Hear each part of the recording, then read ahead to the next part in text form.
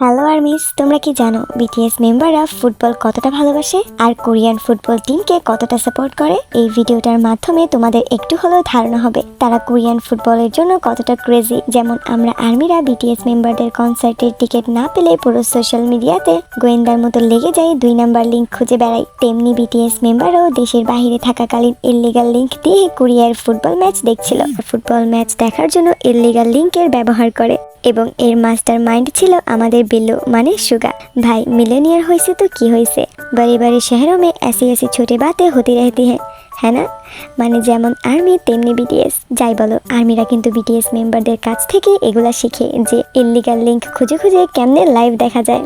মাঝে মাঝে যে আর্মিরা জঙ্কুকের একটা কথা নিয়ে মজা করে, I am not a baby. জানো এই কথাটা কোথা থেকে শুরু? 2022 সালে জঙ্কুক একটা পোস্ট করে যে তার স্কিন অনেক সেন্সিটিভ, আর্মিরা যেন তাকে একটা সানস্ক্রিন সাজেস্ট করে।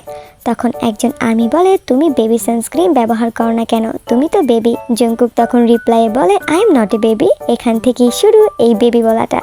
আমার দেখা বিটিএস এবং আর্মিদের মধ্যে সব থেকে মজাদার কনভারসেশন ছিল এটা।